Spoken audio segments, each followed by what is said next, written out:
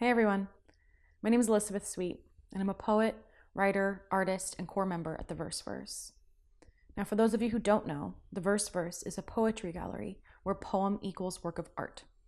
And on April 23rd, 2025, theVERSEverse held a poetry symposium in London, co-hosted with the Tezos Foundation and held in partnership with the Collectors Club, Muse Frame, Digital Art Week, and the Disruptive Gallery. Ladbroke Hall was the perfect setting for this event. It was beautiful, and it really set the stage for our exploration of the evolving dialogue between poetry, art, and technology. The evening was, dare I say, epic, and I'll let you see for yourself in just a moment, after I say a few words about the Collectors Club. The Collectors Club was founded by Leila Khazaneh, who gives opening remarks here at Reverse, and Suzanne Mojtahedi. Now, they founded the Collectors Club together to connect with art collectors and would-be art collectors over digital art. Digital art is made, sold, and curated in a vibrant, cutting-edge, and resonant space. But admittedly, the barriers to entry seem high at this moment.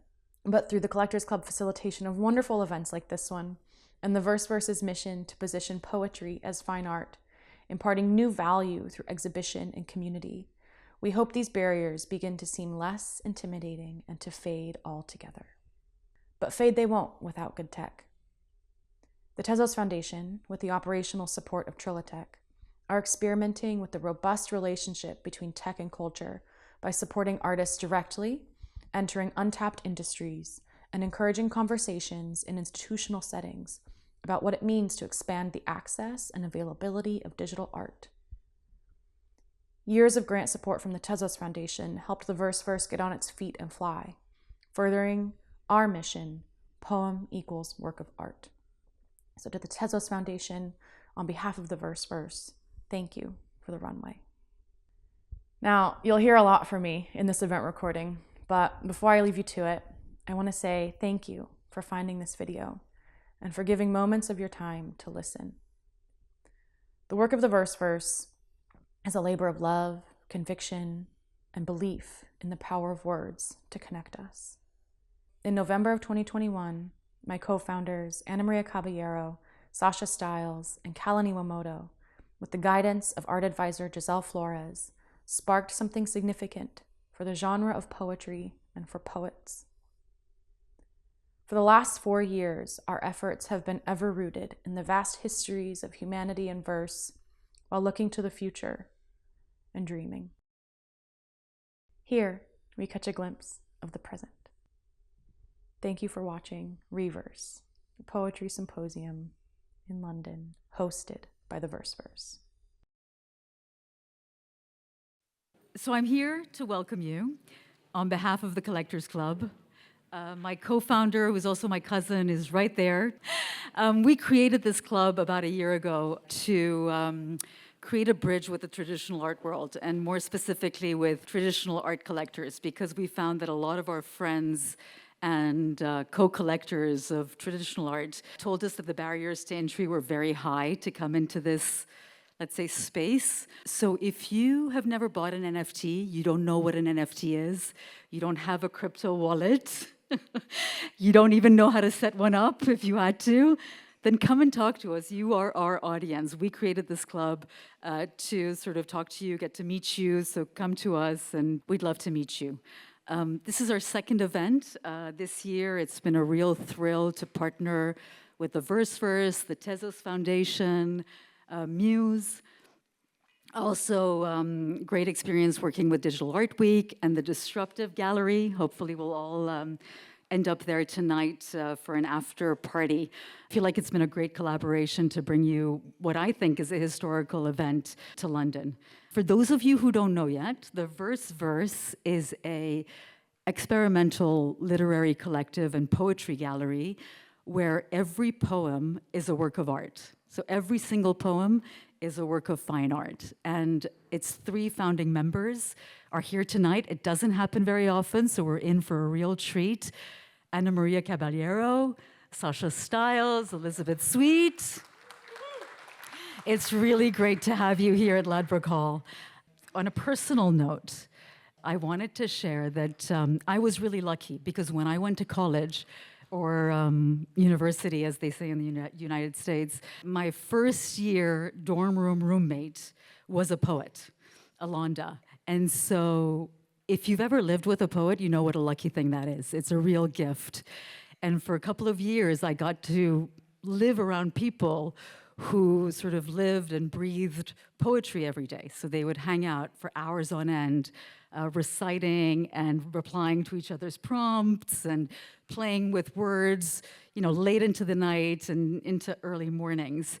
And so poetry became like the soundtrack of life. And after we graduated, I really missed that experience.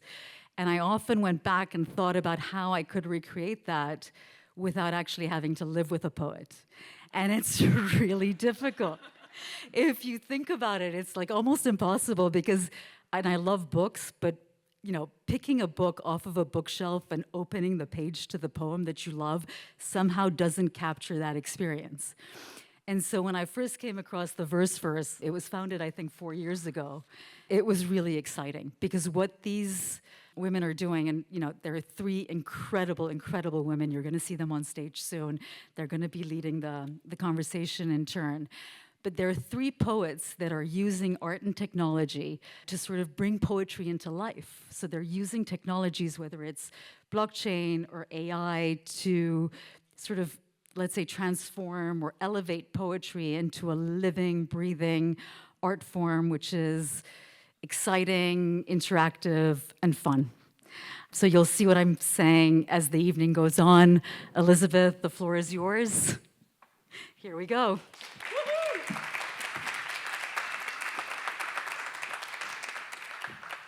Wow, this is really exciting. A long time in the making for sure. My name is Elisabeth Sweet, and we are so glad that you're all here tonight. I want to give first a special thanks to our partners tonight, to our co-hosts, the Tezos Foundation and Trilitech, and also to our partners, the Collectors Club, Muse Frame, and Digital Art Week, along with the Disruptive Gallery, where the after party will be after this. Now, I just want to say that tonight is a look back as much as it is a look forward. And in all this reflection, I found myself wondering if the VERSEverse itself is a technology, because it's changed the way that I read poetry, the way that I write poetry, and the way that I share it. And the last 3 years have been a wild ride, something that I think none of us ever expected. Certainly not me, but this is a really lovely culminating moment, and we're really happy to share it all with you today. So tonight we have 2 talks and performances by poets and artists and leaders in the space that I'm so humbled to share a stage with. So without further ado, we'll get started. So our first panel is called Poem Equals Work of Art. Melanie Lenz is the curator of digital art at the Victoria and Albert Museum, where she is responsible for developing the V&A's digital art collections. She has organized multiple exhibitions, edited and published significant texts on digital art, and led a broad range of public programs, conferences, and partnerships focused on the visibility and expansion of creative digital mediums. Next, we have Abigail Miller. She's the artist and partnership lead at Avant Art, spearheading their digital art program and business development. She has an academic background in blockchain security and rich experience working with art institutions, museums, and private collections based in Eastern Europe, London, and the United States. Arch Hades is a London-based artist and best-selling poet with a background in politics and philosophy. Her practice spans painting, sculpture, and performance, and she's the author of 6 volumes of poetry.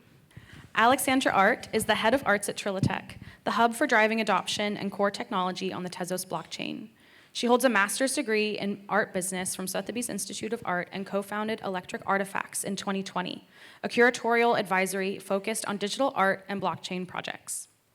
And last, but certainly not least, perhaps even first, Ana María Caballero is a multiple award-winning transdisciplinary artist. Her work explores how biology delimits societal and cultural rights, ripping the veil from romanticized motherhood and questioning notions that package sacrifice as virtue. She is one of the co-founders of theVERSEverse, and she is leading today's discussion on Poem Equals Work of Art.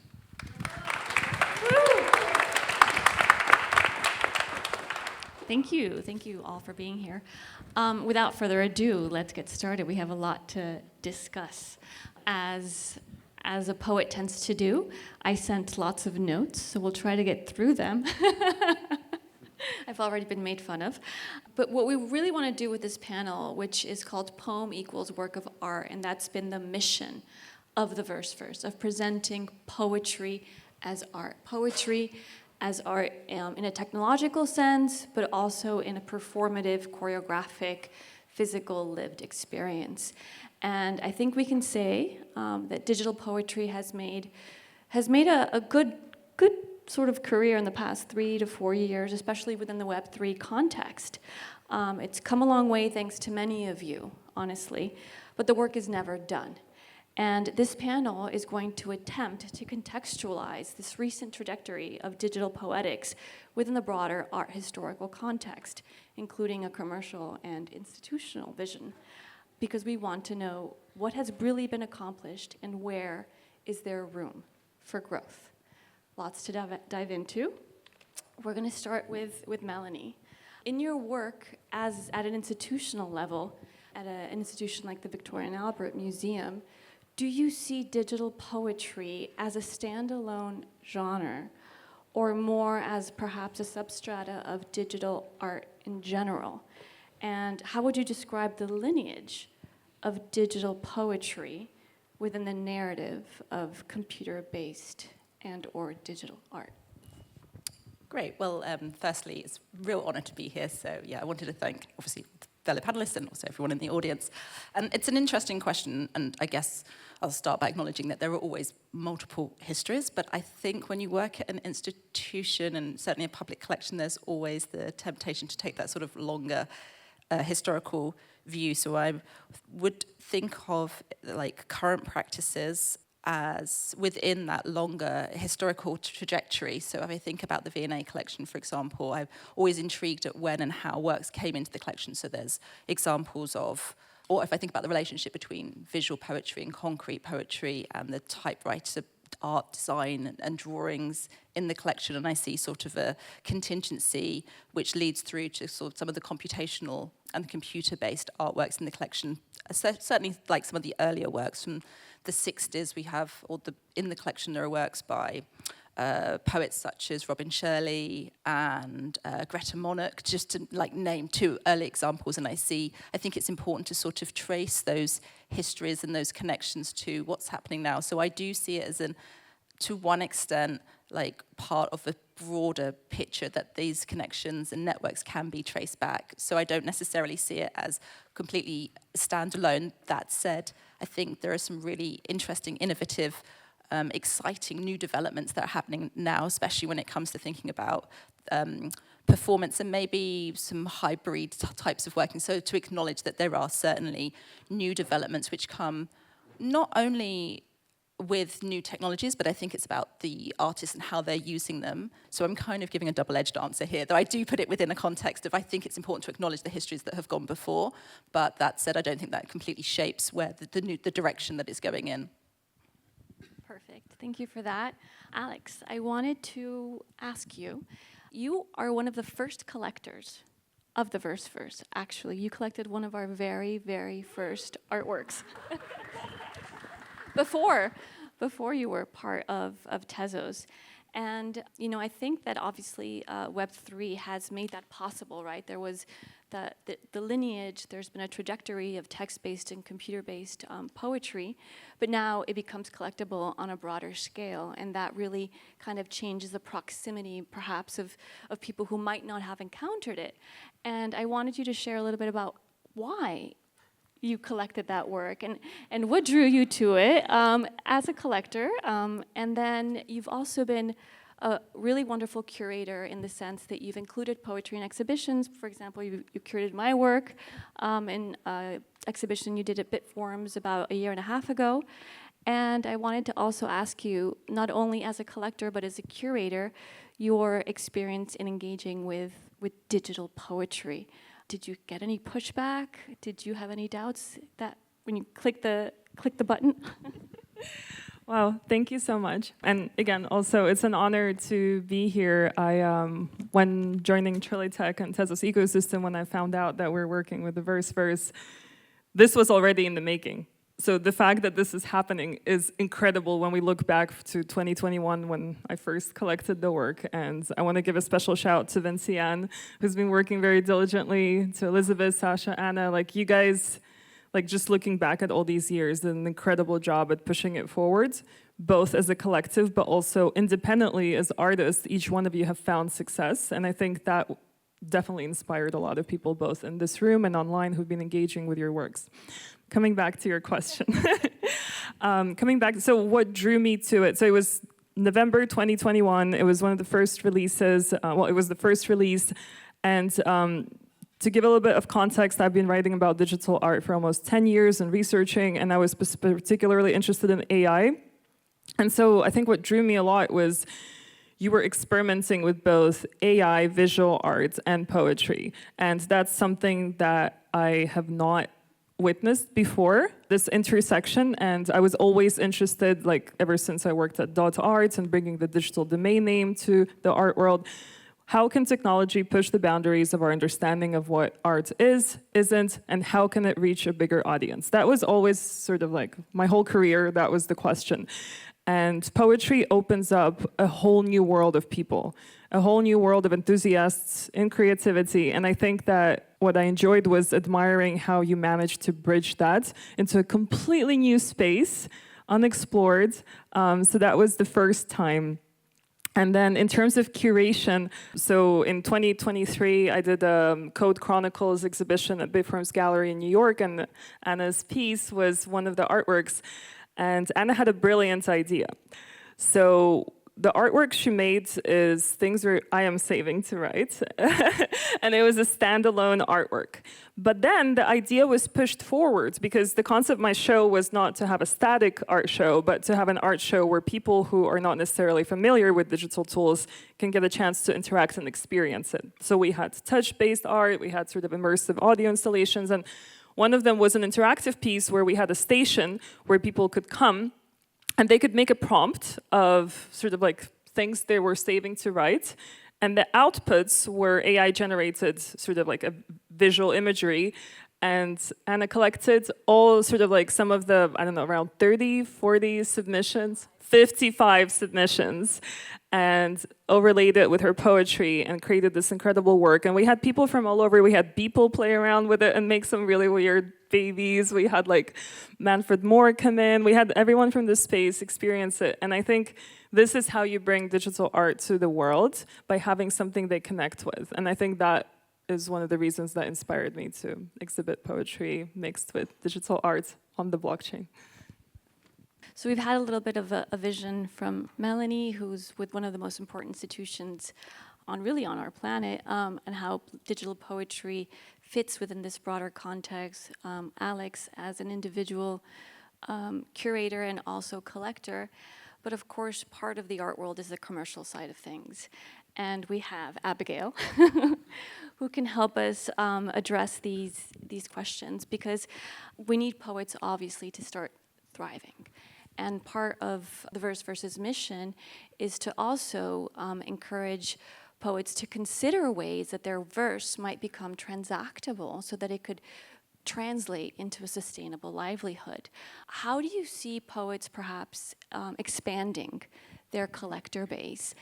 And a part of my question is also, do you think that poets need to change a little bit of the way they present their work to court more collectors? Should they engage in such flirting, or should they be true to the page? Well, as everyone, thank you so much for inviting me. And it's been wonderful seeing what the VERSEverse is doing today, as well as over the course of the years we've known each other. On the commercial side, I always say, like, when wanting to build a market, it really comes down to community and the education there. You can't just jump into a commercial market and suddenly make it without having relationships and someone understanding your practice. And there's not an answer that fits everyone, but asking an artist of, like, if they do want to translate their poems into more of a long living performance, may it be digital, may it be a physical record or something, it must make sense to them. And it must make an argument of why you're doing this. If not, there's not anyone who's going to see, like, the value or have that community that comes around poetry. And I think with the blockchain, we have seen a continuation of a lot of conversations of visual language around poems. Many artists have been interacting with technology in a new way that almost extends like the liminal space that they see in their practice and performance, and in capturing that. And I think that is what collectors are really gravitating towards and wanting to be part of that community. And I think that's been the biggest unblocking for the commercial side. So that's always like my big advice, but I think we've seen in like the wider art market as well, not just Web3, such an appetite, I think, for new medias and an opening up of a new generation of collectors. It's just about how do you reach them, and that's through education community. Great answer. So we also have with us Arch. Arch Hades is an acclaimed poet, as Elisabeth said, but also a painter. She's now currently also exhibiting her work and working with galleries. And I wanted to ask about your experience in maneuvering the gallery system as both a poet and an artist, because your paintings are exhibited through galleries, but have you attempted to also present some of your poems? Have you felt any pushback? How has that experience been for you? Thank you so much. First of all, thank you so much for having me. It's such a pleasure to be here amongst friends. It's been an interesting journey. I mean, I've been a poet for 10 years now, and so painting is fairly new to me. I've only really had my introduction to the gallery system in the past 2 years, and we've been doing commercial things like art fairs quite recently. So for me, the journey has been very interesting in that, as Abigail mentioned, to kind of try and open up that kind of collector base. So I must say that I perhaps took a little bit of an easy route by going into painting, by going to do visual arts, because collectors, galleries, the commercial art market, they understand paintings. They understand how to collect them, they understand how to engage with sculpture as well. You collect a piece, it's there. Even though my actual foray into the art world was through Arcadia as a digital poem. It was a digital film. So for me, it was very interesting how that's how I got my start within the art market. And then I realized, oh, there's something there. And then I decided, well, perhaps by trying to combine my written word poetry with visual images, perhaps that could be an interesting route for me to explore the relationship between the written word, the spoken word, and visual images. A great inspiration for me has always been The Treachery of Images by René Magritte, which I first saw when I was like a little girl. And obviously it's a picture of a pipe, but it's in a pound pipe, and how that relationship really changes. The moment you write words on a canvas, the minute you sort of introduce the written word, the image changes, the meaning changes, the intentionality, the purpose of it changes. So for me, that's always been something worth exploring, which is exactly what I've been trying to do with poetry and sculpture. Every single painting and sculpture I do, it comes from a poet, from a poem that I've written in one of my volumes. So for example, an easy way I found to, well, I say easy, haha, a way to approach the intersectionality between the written word, the spoken word, and visual images came from an inspiration from Dante Rossetti, who's also one of my actually, no, I don't like him as a poet. I prefer Sister Christina, but he's my favorite Pre-Raphaelite painter. And I only quite recently, only a few years ago, I realized that sometimes Dante Rossetti would inscribe some of his poetry into the frames that were made for his paintings. And I thought that was very interesting because straight away you want to see the image and you absorb the image in a certain way. But then you actually read the poetry around the frame, and immediately it, sorry for the pun, but reframes the whole thing. And I found that so interesting because, once again, my perspective changes. I now look at the image in a different way.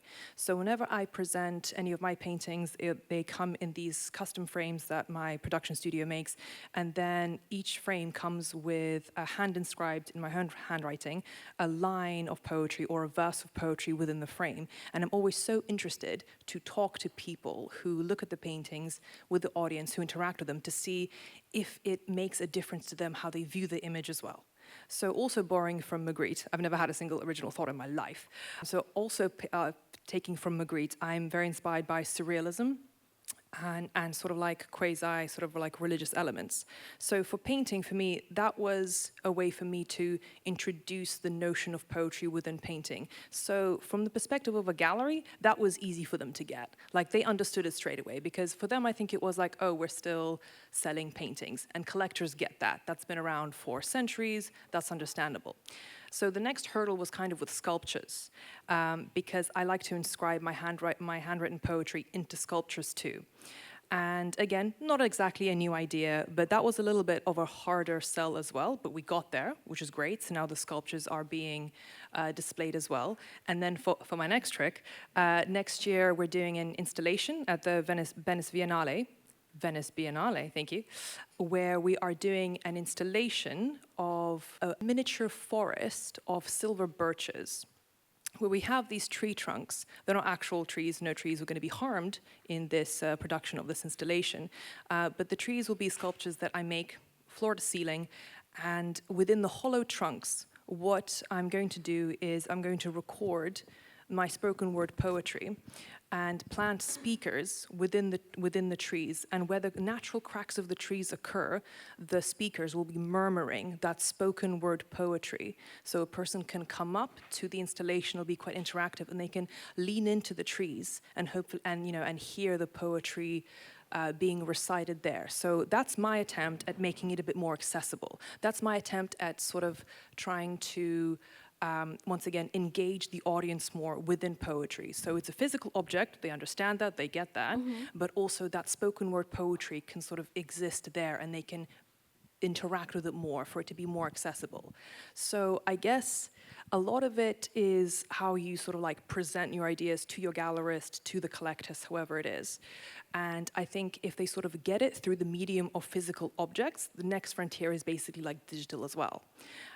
So I think what the VERSEverse doing is absolutely incredible. They're making digital poetry much more accessible. They're opening up new frontiers, new audiences to poetry, which I think is fantastic, because, you know, the poetry community, it's small, but a rising tide lifts all boats.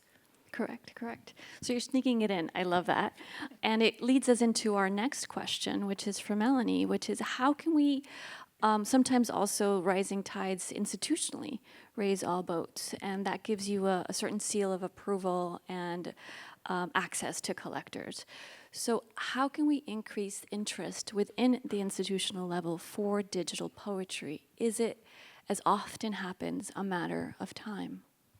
Yeah, I've thought about this question, and it's an interesting one, because to a large extent, it is on the onus of the curators to like actively seek out and engage with works that on some level present challenges and complexities.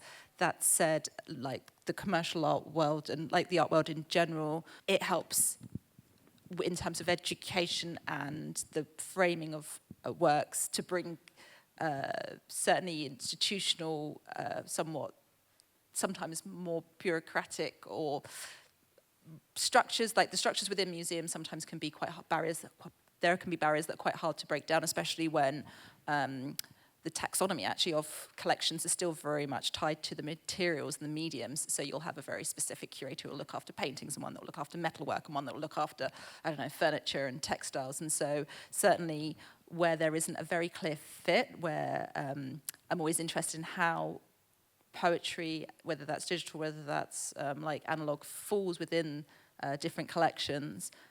In terms of how to get it in, I think that is just about relationships and kind of the ability for work to be seen in lots of different contexts. Of course, there are always shows where that is the focus, but for me, I'm really interested in sort of seeing the synergies and relationships between people's work and how it kind of connects and relates to broader, other issues as well, and shows that incorporate both digital poetry but other kinds of works, as well as like solo exhibitions as well. But I think that kind of bigger, broader picture, I think it's a tricky question in terms of how to, like, breaking down those barriers, but maybe it does come back. I'm not sure institutions are any different from the commercial art world in that sense. It is about obviously what artists feel comfortable with doing. I wouldn't recommend or think that it's of value to sort of change a practice in order to sort of segue in. But I guess finally I would just add that in terms of breaking down those barriers, it's also important to think that museums aren't necessarily collections. There's lots of different opportunities within them. So performances, the festivals, the public programming, there's lots of different ways of kind of, as you were saying, not exactly subverting, but inserting and embracing and working with and being creative in thinking about, you know, what is the best way in which to work with an institution rather than thinking, collaborative working, I think, is definitely the best way forward. Yeah. Thank you, thank you. Of course, for more work to be acquired and out in the world, we need people to make it. We need poets to be making it. And that brings us to an issue that we consistently, I think, rub against in Web3, which is the tech, right? Which is, if there's a barrier to entry, it's glitchy sometimes. And I wanted to ask Alex, from, you know, you've been supporting through Tezos as a collector and as a curator, the work of digital poetry for some time. What are your ideas on how we can make the tech easier, smoother to access for new poets who maybe are in the audience, who are interested in getting started? That's $1 million question. Just a quick read the room, everyone to wake up. How many people actually collected a poetry artwork on the blockchain? Can you raise your hand? Oh, wow. Woo. Okay. Yeah? About half. So this is probably the 1% of London right now. But really kudos to everyone.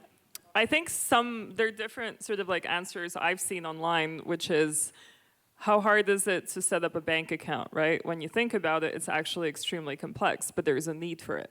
And I think generally, if you look in the world, how many people actually collect art? Not that many. We're looking at a relatively smaller segment. How do we make art not from the capital A, but from an accessible A? Like, how do we make it in a way that more people are appealed to collecting to it? Because something that we've discovered sort of on the blockchain is a lot of collectors, especially early on, and if you're a collector, you probably witnessed it, they started by collecting collectibles, you know, PFP projects, access passes, like all of these fun things. But then something interesting happened. As they got deeper and deeper into the community and they connected with other people and, you know, crypto and art sort of on the community platforms that we all connect on, which is mostly Twitter, people talk to each other. And when your voice is heard, you get attention. And I think that's one of the things that you have been very successful at is communicating your vision, communicating what you're doing. And so we saw a flow of people all of a sudden being more and more interested in this segment. And I think the real question is, technology can be improved, but if people really want something, they're going to jump through any hoops. So how do we make this vision more clear? How do we find our target audience? How do we make it more accessible? And sort of like, for those of you that didn't raise your hand today, if you RSVP'd on the Luma link, there is a link to Object, which is the largest digital art marketplace, and it has a whole collection of works by theVERSEverse. And so that's one way to discover it. But there's definitely many more initiatives. One of these initiatives that the Tezos Foundation supports is a series of programming of conferences and actual fairs. The next one is coming to Art Basel during Basel, Switzerland, which is going to be a week of conferences on museums, on corporate collections. And opportunities like this help us to definitely promote the vision, show people, handhold them. But essentially, the bigger community is online at the end of the day, and I think it's all up to a lot of people in this space to continue pushing forward. And I think one of the most successful things you guys achieved is lead by example. Like if you look at how many books you published, you know, other collaborators, Elisabeth doing a show in Berlin, Sasha doing partnerships with like Gucci, you know, and around the world doing talks. And I think this is by sort of like through ambassador work, through showing people that there is a success story in this, is one of the ways we can achieve it. How do we spark that interest is the real question. So Instagram. Instagram is the next horizon, yeah. I've been told that we are running short on time. We have 5 minutes, so before we wrap up, I did want to make sure that if anyone has any questions, they get the chance to ask them. I know sometimes we're shy, but it's a friendly, friendly space. So if anyone has any questions. Good evening, everyone. my name is Victoria. I'm an art curator, so this topic is very relevant to me.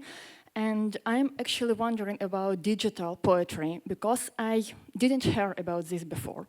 And I'm not sure that I understand to the end what does it mean. So I can understand when we are speaking about like digital art, when like the poetry is one of the media we use for the like digital art. But when we are speaking like about poetry separately as digital poetry, what does it mean? So like it is created from the soul of the poet.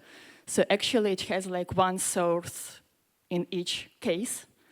And the second question is related to your last question, actually, about how we can make something easier, more accessible in terms of art to the like wider audience, whether we don't like lose the art itself when we are trying to make it more accessible, to make it like open to all, to make it like understandable for everyone. So actually, when we are trying to simplify it, whether we don't lose it and lose like this term itself. Thank you. Thank you for the question. So I think digital poetry probably resists any form of simple definition. It could probably take up an entire panel of trying to define it. But I think for the purposes of what we're trying to accomplish today is poetry that is digitally native, that is screen-based, and that uses technology in a meaningful way to transmit its message. So, of course, sound is something that the page cannot wield, but that the digital medium can. Performances can be recorded, and then we can also obviously facilitate collaborations with digital and visual artists. So if you look through theVERSEverse.com, you'll see a wide array of works. Some of them, for example, are asemic, where you can't even read the text of the poem, but there is meaning and soul conveyed. And when we were discussing about making the work accessible, it was more the back end, let's say, not the actual art or poems, but the way that that the poets can access Web3 and blockchain technology to record their work on the blockchain and then make it collectible to participate in the broader digital art landscape. And I know that we had a question down here from our younger audience member, and we really encourage the fact that we have kids. We're really excited to see kids in the audience. This question is specifically for Arch. When you were discussing the silver birch installation, is there a specific reason that you chose silver birch over other trees, or was it simply for logistics reasons, them being quite tall trees? My goodness, great question. I feel like my gallerist sent you. Mainly for two reasons. First of all, silver birches, for me, it's just a very nostalgic tree from my sort of early childhood. So for me, it's just, I must say, I love all trees, possibly equally. Honestly, I have a huge fascination with them, and there are so many books I could recommend about sort of trees to foster everyone's love of trees. They are phenomenal ecosystems onto themselves. But for me, silver birches, number one, just for nostalgic reasons. I love the way they look. They're very aesthetic. Also, for me, the majority of my visual art is largely monochromatic, so it really helps visually that they are largely black and white. And second of all, and third of all, I can't do maths. And third of all, I really love the texture of the bark. They have these incredible natural-looking scars. That for a very practical reason, as you put it, that's where it would be very helpful to hide the little speakers right there. So they basically fit in with the bark, so it looks seamless. So for me, it would be a very seamless way to embed the spoken word poetry into the bark of the tree. So for me, nostalgic purposes, aesthetic, and also on a very practical level, the silver birch tree really serves me.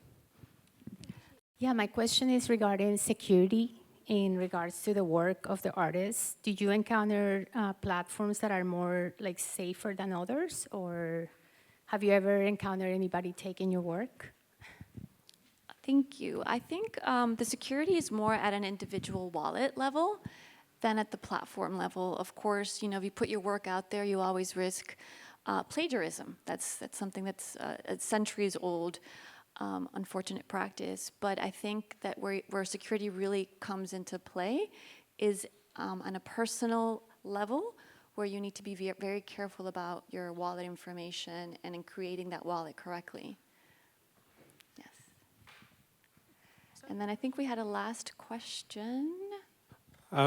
It's great that you mint your work in a blockchain, but what if what is of value is the journey that led to the creation of it?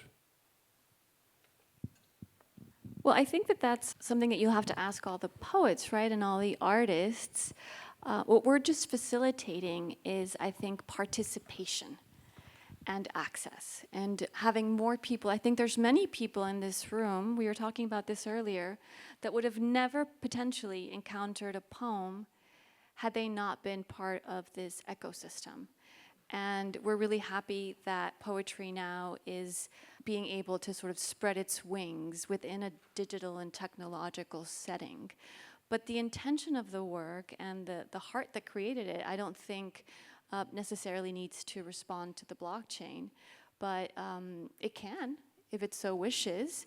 But now it facilitates the ability of somebody, for example, like Alex, collecting a work. Or curating it into an exhibition with commercial purposes, right? Because galleries need to sort of pay the rent. So I hope that answers your question. If anyone else wants to jump in, please feel free. I think it's a really valid question, and often people ask, like, why blockchain? Why do I need to mint something? And I think having, before selling work, digital artworks on USB sticks, which Carla generously from Lemon Price collected 5 years ago, it was a very big challenge with collectors to understand why they should buy digital art when someone can right-click save it. And I think this is a case for a lot of digital native works, and what the blockchain ecosystem has offered is, don't quote me on this, but imagine sort of you have an art fair, you're a photographer, and you have no idea where to show your work, and all of a sudden you have a photography fair. And that creates a hub where all the people who are interested in photography start circulating. People interested in writing about photography, people interested in purchasing photography, people interested in exhibiting photography, photographers. And what the blockchain ecosystem created is something similar. It created this vortex around which you have marketplaces that have curators who are specifically interested in supporting digital artists. You have collectors who happen to hold cryptocurrency. They're interested in purchasing art. They're being converted into collectors, which we see quite a lot. And sort of like the art market, recently there was I think it was Art Review or ArtNet had this podcast about how to attract new collectors, and blockchain wasn't mentioned once. But the amount of new collectors that never collected art before is incredible, and this is the fastest growing sort of like space, beyond just the PFPs in 2021. So I think we can consider it almost like an ecosystem created of its own, where people who are interested around the subject connect, and sort of poetry sort of like bridged through this digital thing. We saw music as well, like performance arts, you know, another sort of like area which is very difficult to commercialize for artists on an everyday basis. Has also evolved, and I think there are so many more opportunities for other creative industries to sort of like morph and evolve through this space. And just to close off, I'd say that as a writer, I don't know anyone who's purchased my books on Amazon or at a bookstore, but I know all the digital wallets who have acquired my work. So what it does is that it transforms an audience into a community. And we've all mentioned the importance of that. So I think on that note, we will wrap it up. Thank you, everyone, and all my esteemed panelists. And we've got another great panel coming up, so don't go anywhere. Wonderful. Okay, we are going to get started on the second panel today that we have for you. It's called Poem Equals Code. So first we have Eva Yeager. Eva is an arts technologies curator and creative AI lead at Serpentine. She also has an independent design practice that investigates applications of emerging computation, information, analysis, and predictive technologies in order to better understand how they form our belief systems. This work manifests as tech-integrated performances, object design, installations, and film. Dill Blackier is the CEO of Muse Frame and Sedition, one of our partners this evening, leading advancements in digital art experiences. With master's degrees in economics and international business, he combines strategic insight with creative vision to expand access to digital art. We have Jen Roebuck here with us today. Jen is the chair of the Lumen Prize and chief marketing officer at Houdini Swap. She's an entrepreneur focused on disruptive strategy, innovation, and creative leadership. Give it up for Jen. And Mark Webster is a prominent figure in the field of visual and sonic arts, using code to create evocative works of art. He has devoted his time to teaching code in art schools, and particularly to graphic design undergraduates. With custom-made software and computational and generative strategies as his main approach, he has been developing a highly personal body of work since 2020. Give it up for Mark. And last but certainly not least, we have Sasha Stiles. Sasha is a first-generation Kalmyk American poet, artist and AI researcher whose work bridges tradition and innovation through hybrid poetics, generative imagination, and collaborative intelligence. Her transmedia practice reframes poetry as both art and technology, a means of encoding human experience across space and time, and blends language, image, and algorithm to explore the role of human voice in a digital age. Sasha is one of the co-founders of theVERSEverse, and she's leading today's discussion on poem equals code. Thank you, Elisabeth. Hi, everyone. Can you hear us okay? Okay, perfect. Well, thank you again for being here. This is really a special night for all of us, and it's so wonderful to see so many friends, new and old, and really happy to have you all here. I actually wanted to start by quickly just giving a shout out to some absent friends who are here very much in spirit. Our third original co-founder, Callan Iwamoto, who is not able to be here, but who is a huge part of our story and our mission, and who is near and dear to our hearts. And our art advisor, Giselle Flores, who's also been sort of a champion of our mission to integrate technology and poetry in lots of different ways. And she's in New York, so she couldn't be here, but I did want to give a shout out to those wonderful forces who are also behind all that we've been doing at theVERSEverse. Well, I'm extremely happy to have this amazing group assembled here today to talk about something that is very near and dear to me, which is the idea that poetry is a technology. So I thought the first panel was wonderful and really delved into this idea that poetry is an art form in its own right, which is very much at the core of what theVERSEverse is all about. But we are also very much rooted in the belief that poetry is also a creative technology, not only an art form, but also a technology of consciousness, a technology that encodes very complex, otherwise ineffable information, our human data, our stories, our emotions, our memories, our beliefs, puts them into a form that we can actually save and transmit and share. And so we've often talked about poetry as actually being a form of technology. We've talked about poems as being little machines for making meaning.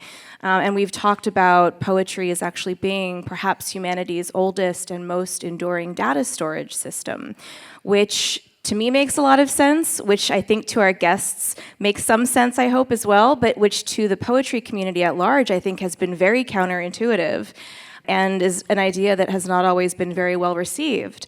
And I'm going to ramble for just one more minute before we dive in, just to set the stage, but to say that in my experience as a poet who's been working with technology for many, many years, I've been met with quite a lot of hostility, and usually sort of questioned with the idea that poetry and technology maybe ought not go together.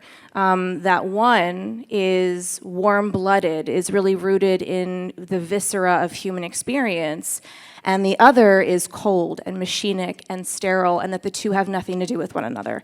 But it's long been my contention, and has been something that we've integrated into the heart and soul of theVERSEverse, that poetry and technology actually have quite a bit in common, that they are both at root very much about the interplay of emotion and logic, They're about meticulous form and patterning and engineering, about precision, and about taking very, very unwieldy ideas that we might not otherwise be able to even name or touch, and to turn them into something as tangible and as usable and functional as code. So that's what we're here to talk about in this second panel, is to kind of suss out this idea that poetry and technology actually do have quite a bit in common, and that poetry might even be able to help us think through some of the very profound transformations that are occurring in the world of technology today. So I sort of wanted to kick off with a question that really is for all of you, sort of an open-ended question. So maybe we can maybe start with Jen and come down the line towards me. But I wanted to start by asking all of you if poetry and art more broadly, we don't need to talk specifically about poetry, but is creativity at odds with technology? Is human imagination at odds with technology, or do the two have resonance? Do they belong together? And I'd love to hear your perspectives on this.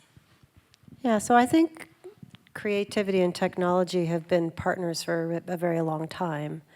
I mean, I've been in marketing and consumer businesses for about 25 years, and I can't remember when I didn't leverage technology. I think specifically with AI, there's a much greater threat, right? Because there are all kinds of statements like AI will make us lazy, it will strip creativity away from individuals. But my personal belief is that if you're creative, you're curious, you're creatively minded, it's a tool, right? It's like anything else. If you understand how to leverage it and extract something unique and ownable, that is just as possible as it was with any other technology. But it is, I think, more complicated because you have IP issues, right? There are a lot of copyright challenges and other elements that are sort of like underneath the surface. But ultimately, it's really up to the artist, and I think that's at least what I see in your work, and specifically within Lumen. A lot of the art, frankly, coming through right now is either fully or partly AI generated, right? But it's art. And I don't think about the tech first, I think about the art first.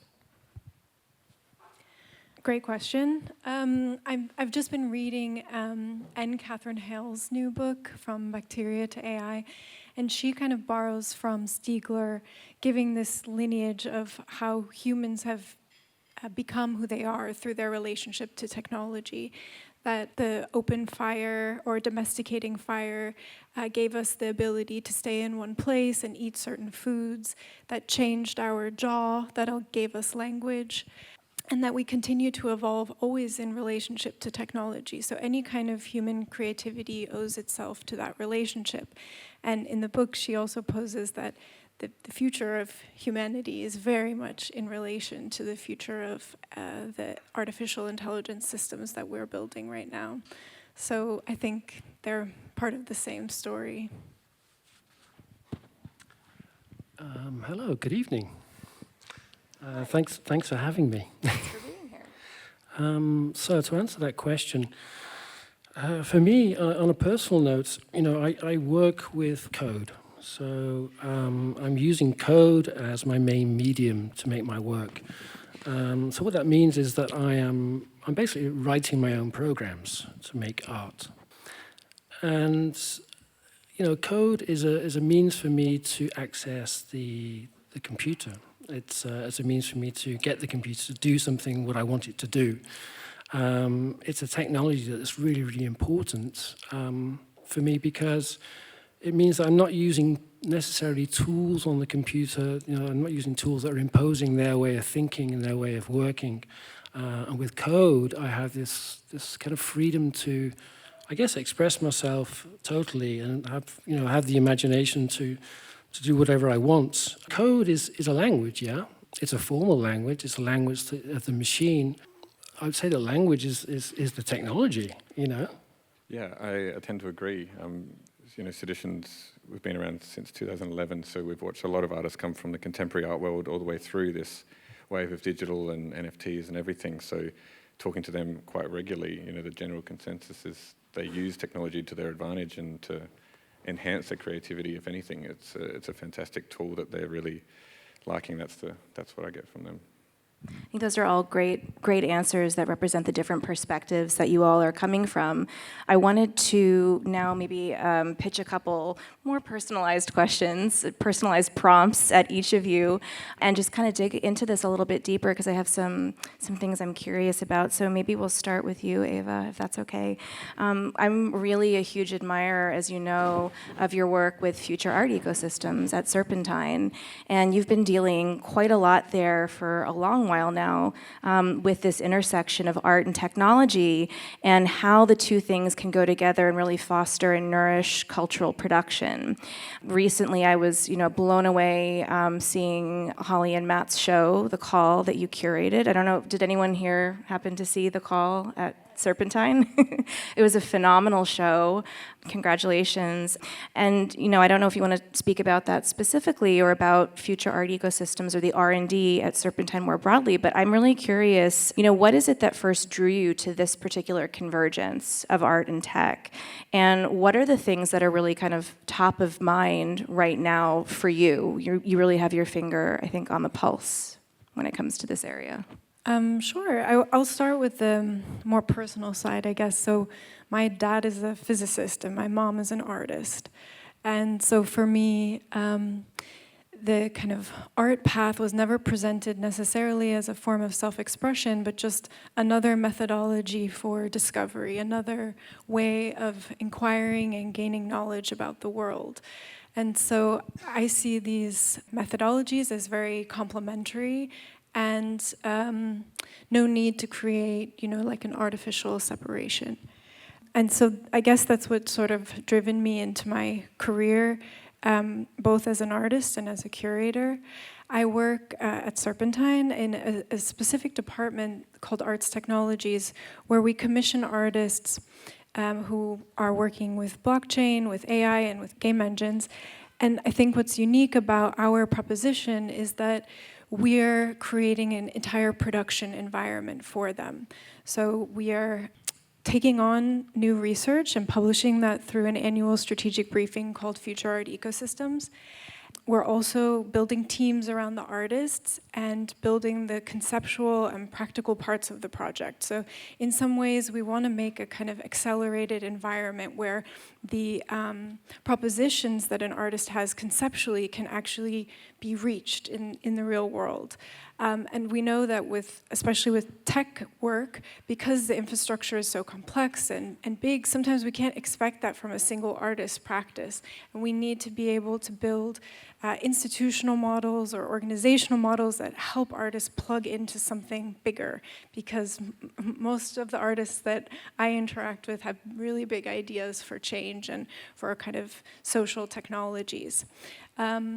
And so with The Call, what we tried to do is not only create a kind of divine environment where the poetics of group singing could be experienced, that kind of the emergent properties of group singing and presenting group singing as a coordination technology, much like AI, but that we were also carrying through those ideas of collectivity and beauty into the way that we collected the data itself. So I won't go into it too much, just to say that we also were able to prototype a data governance framework where Serpentine became the trusted data intermediary for 400 choir members.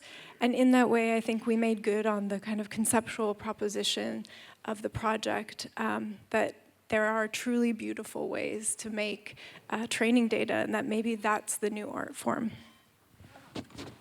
Yeah, that's amazing. I mean, I think what you're mentioning really points to the fact that when it comes to using technology to create art forms like poetry, like any sort of language, it's not just about using an interface to make an AI image or something like that, right? That's one sort of little piece of the puzzle, but really like what we're kind of thinking about collectively is about how these new technologies can really help us sort of rethink the role of the author, rethink the role of the poet, rethink sort of poetry from a standpoint of, its cultural currency.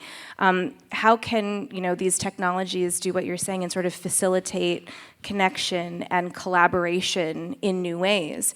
How does it sort of push back against this mythos of, the poet as this sort of solitary soul toiling away, in an attic room, and kind of think about what it entails to really do the work of poetry, which is to tap, the collective archive of the human record, and to be in conversation with all the other human poets who have ever lived, who we've all read and who are kind of rattling around in our heads. So I think that's, to me, a very sort of inspiring way to contextualize some of this and really think about, this challenge of what can't poets do as solitary souls? What have we not been able to do? And how can these communications technologies and collaborative technologies enable us to link together and interface and to, create a different kind of poetic synthesis? So that resonates very, very deeply with me. I'd love to move on to Mark. I have a lot of questions for you about your really beautiful projects. I've been a huge fan of your work, as you know, for a long time. Thank you. And I'm very excited by the fact that you have a new book coming out in June, which I am very, very excited to have very soon. I've already pre-ordered it. And I wanted to ask you a little bit about the projects that are featured in the book. Projects including Hypertype, I think, and Cosmic Poems, right? In which you're using visual and concrete poetry really as frameworks for algorithm and for analysis in some very, very interesting ways. And I really love how you use these frameworks to kind of explore the tension between the messiness of, human experience and expression, and then the logic of computation. And I wondered if you could tell us a little bit more about this kinship between, but also the contrast between poetry and code in your work, and especially as it kind of presents through generativity, through AI. Yeah, it's a really complicated, but it's a fascinating question. But there are definitely a lot of links between code and poetry. Besides the points of these two projects, Hypertype and Cosmic Poems, where the main theme is poetry. I mean, what they create is typographic form. Behind all that, again, is code. I've written programs to make these works, and so a program, it has its own structure. You're using a language, but also you have a structure. And I guess in poetry you can talk about structure as well. When you write a poem, you have lines of words, you have meter, you have rhyme, you have all these different kinds of structures, and there's different forms of poetry as well. I mean, you talk about a haiku. A haiku is a particular structure.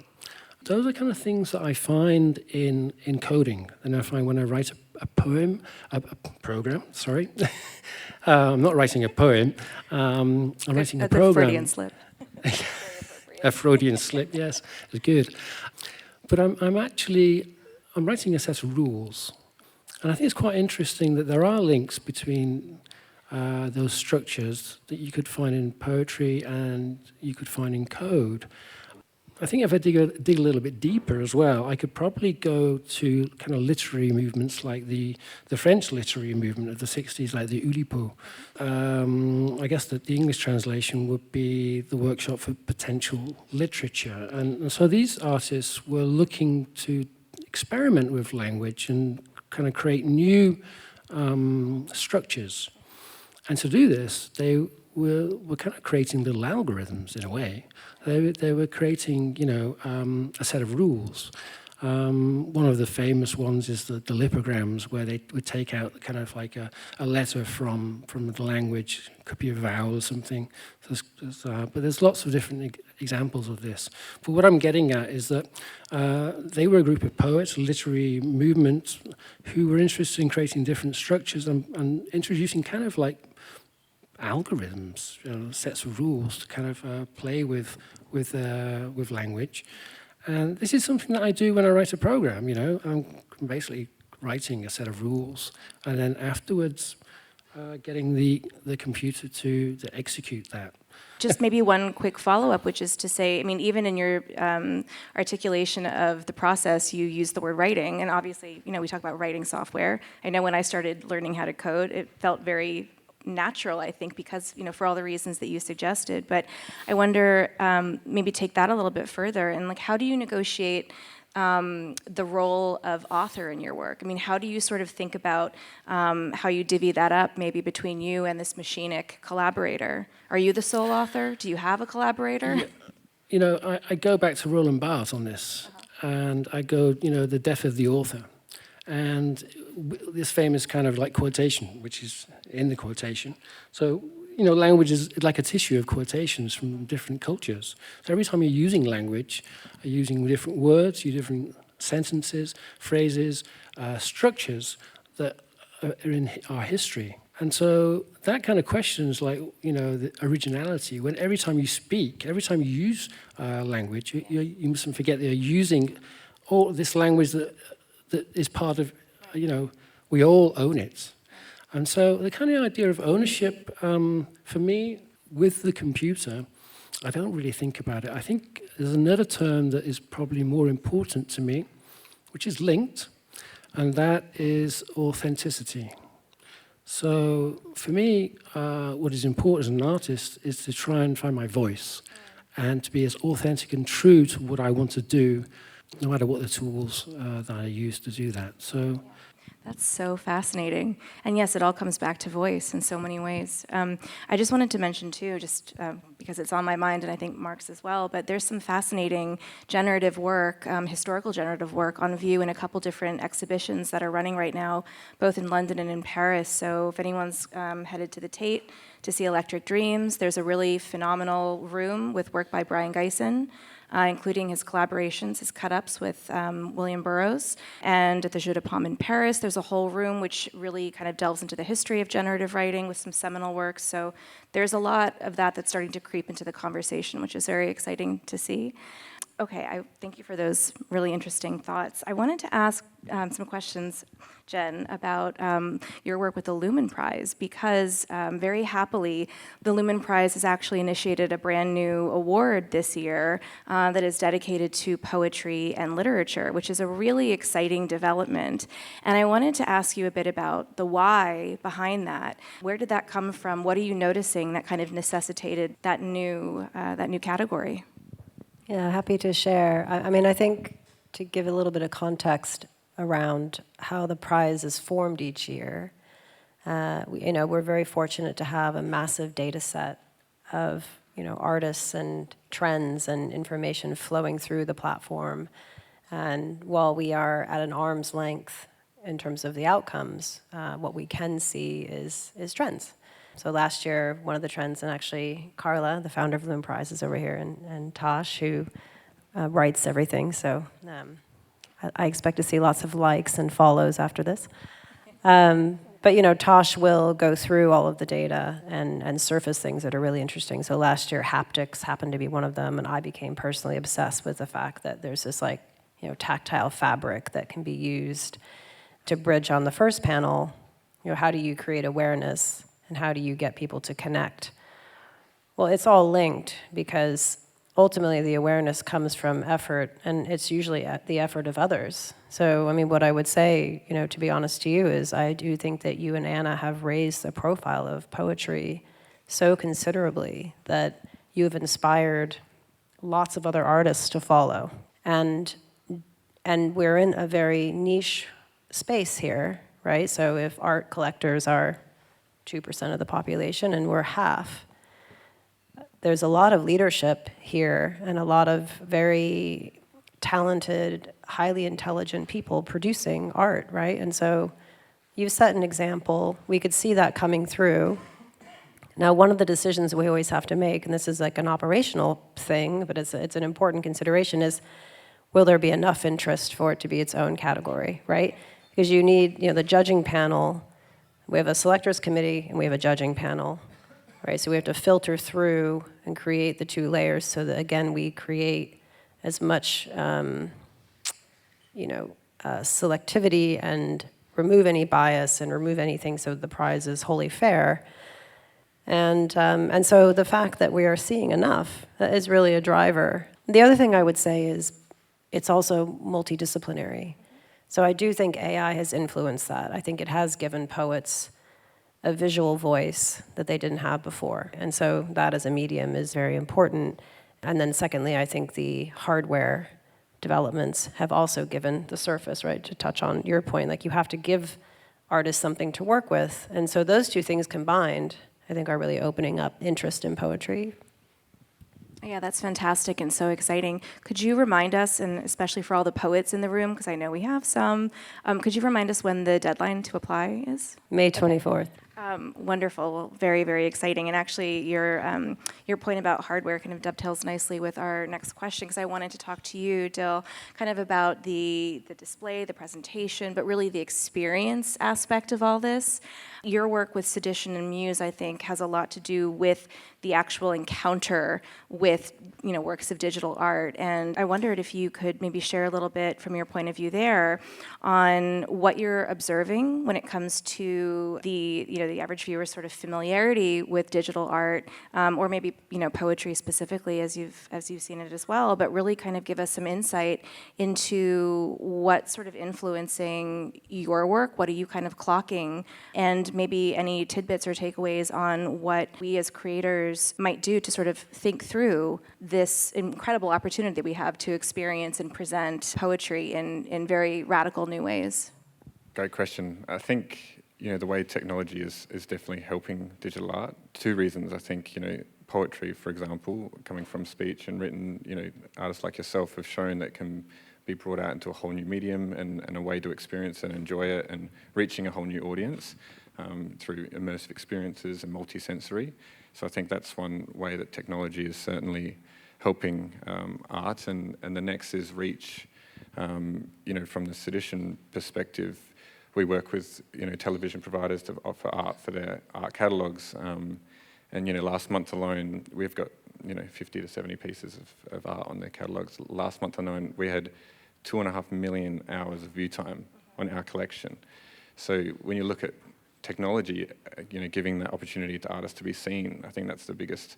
In the discussion prior to this, it was about how do artists become seen and become known. I think avenues like that, where you got millions of people watching and that wouldn't usually go to a museum or read about poetry, and suddenly they've got it at home and they can see it. That's a really interesting way. And similar with, we work with out-of-home companies in Australia, and 500 plus billboards also play digital art and content.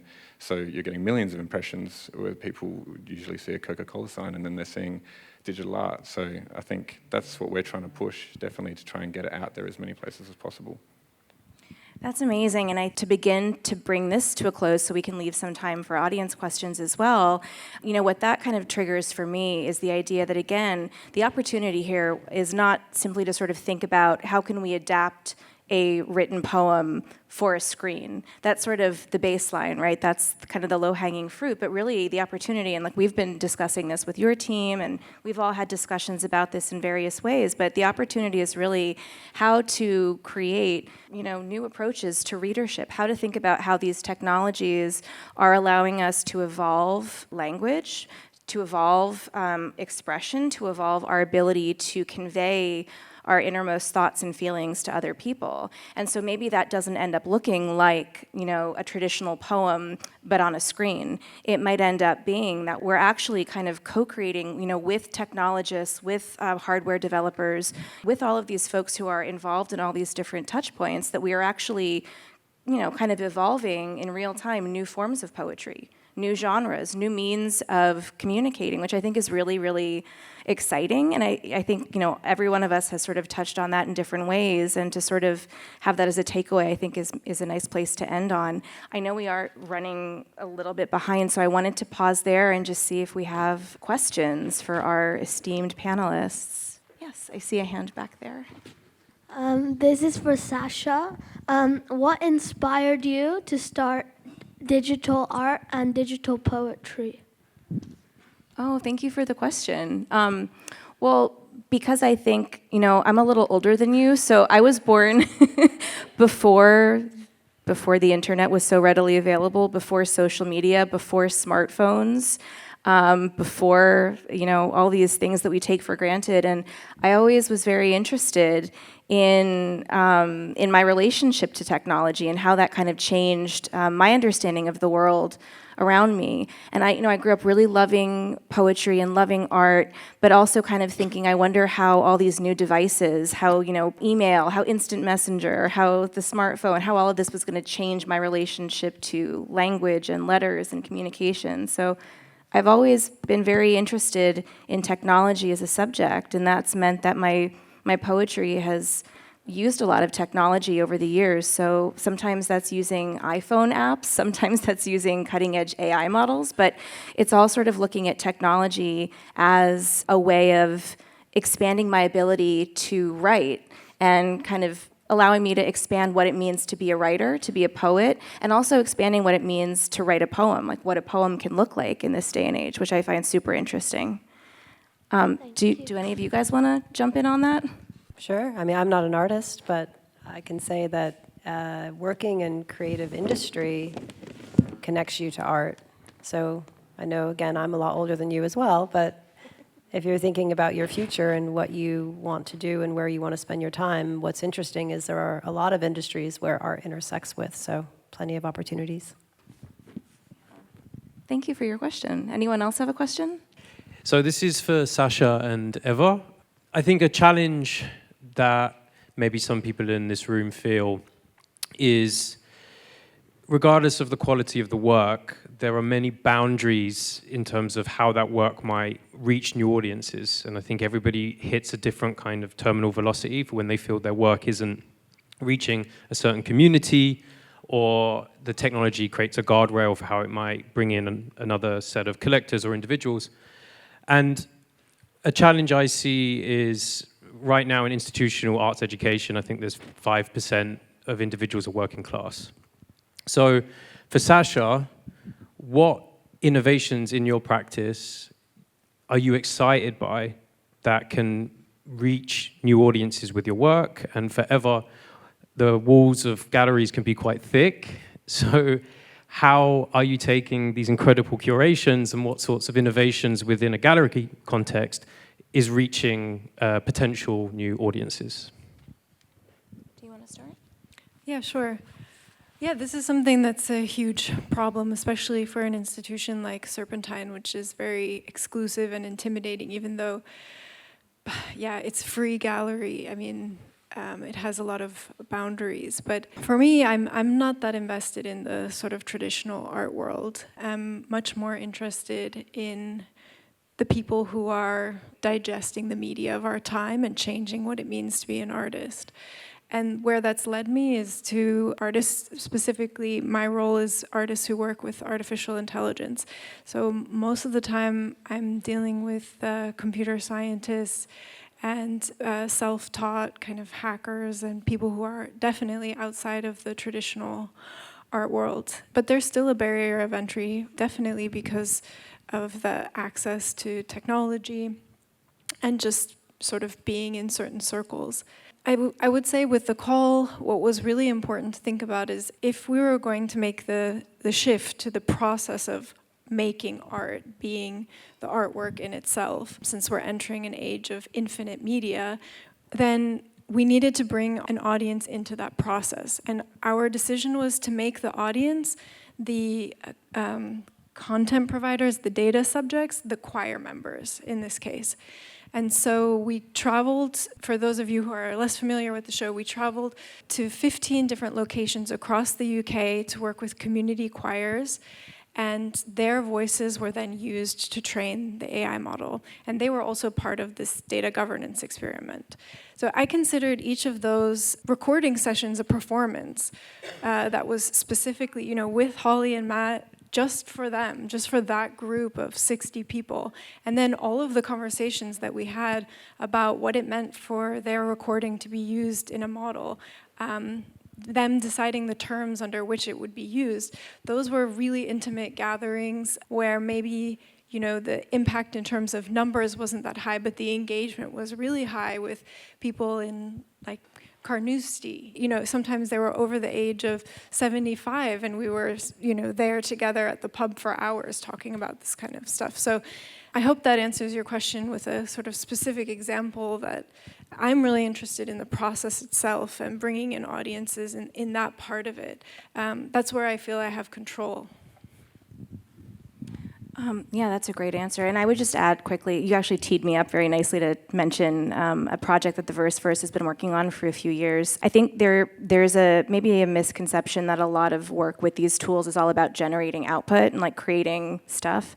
And I've always been interested in using these systems not just to create, but also to kind of engage more deeply, to kind of invite more of a kind of a nuanced reflection, to kind of bring you deeper into a set of materials.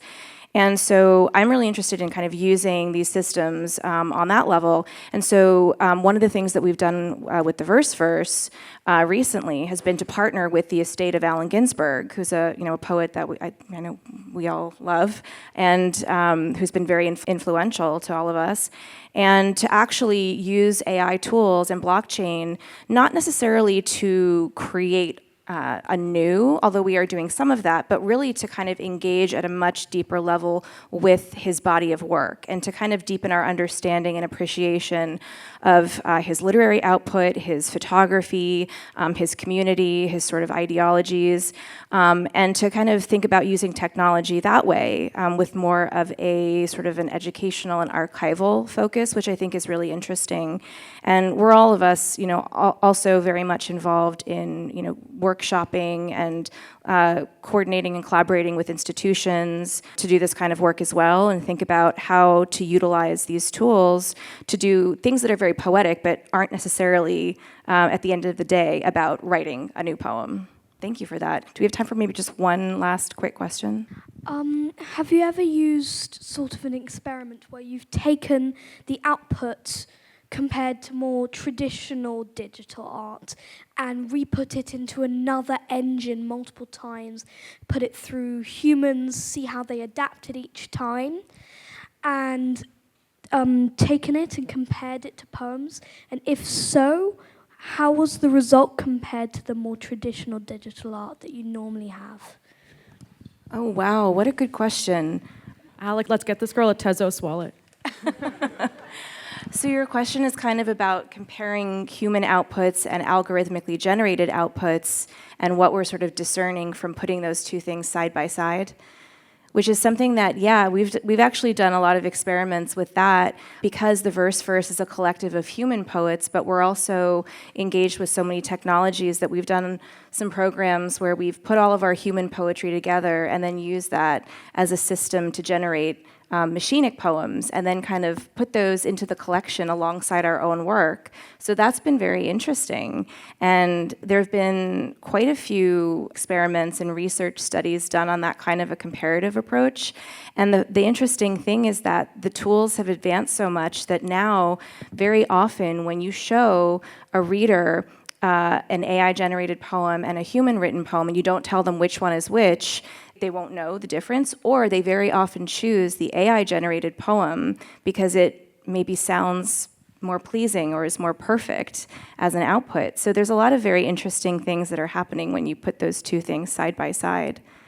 Do you want to weigh in? Me? Yeah, I don't know. It's the other artist. I think that you answered the question very well. It was directed to you. Well, I mean, you as well. I think there's a lot you do that involves both the analog and the digital, right? Yeah, but I'm not using AI. I thought I got the question that was more to do with AI. Okay. Or maybe I got it wrong. No, I think it's not necessarily just about AI, right? Just machine generated, which is actually a very good point because something that's generated by machine is not necessarily generated by AI. So there's a very important distinction there. Well, I think that was a great question, and maybe we can keep talking about it after we're finished here, but I know we're over time, so I'm going to wrap it up, and we have a very exciting performance coming up. So thank you for being so patient through the panels. And thank you to all of our amazing panelists for being here. I really appreciate it. The next and final portion of the evening are performances, because what is a poetry symposium without some poetry readings? And we have some really exciting things planned for you tonight. Our first poet performing tonight is Arch Hades. We are so excited to welcome her back to the stage. Arch will perform an excerpt from Arcadia. Yeah. Arcadia is a 648-line rhyming narrative poem that explores how our modern existential crisis of alienation and anxiety has been inflamed by the phenomena of the 21st century consumerism, mass media, instant gratification, etc., that have leaked into the God-shaped hole scooped out by secular modernity. The 5-canto poem argues that even though our symptoms are psychological, our problems are philosophical at their root, and so urges us to overcome nihilism by embracing solitude, individuality, freedom, beauty, and art. Now, several months ago, Arch performed the entire poem here, and it looked just incredible. And tonight we are so lucky that she is here to perform 2 cantos for us tonight. Please welcome Arch Hades to the stage.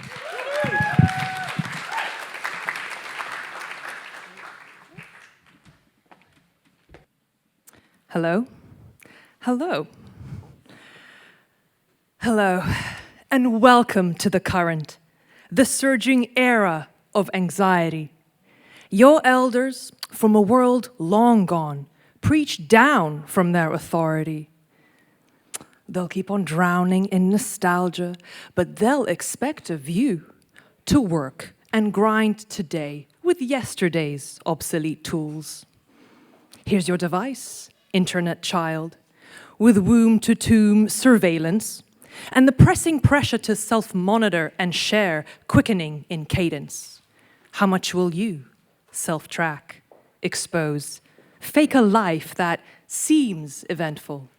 Just remember, the future's often unforgiving and always unforgetful. Quick. Quick now. Grow up quickly. It's only childhood in name. These precious years are what you'll need to prosper in the global game. Don't you know you must compete with 1 million others like you? If you stagnate, you're obsolete, and others will race past you. There's nowhere good outside to play. Just be quiet and get inside. From now on, you best keep up with all things adult worldwide. Constant news will keep you harrowed on crime, genocide, and terror, racism, misogyny, war, and other forms of man-made horror. Welcome to the grotesque parade of evil beyond your comprehension. Are you ready to be raised by the absurd and become numb by its extension? Opting out? No, that's not an option. Current demands participation. If you're not with us, you're against us, no matter your equivocation.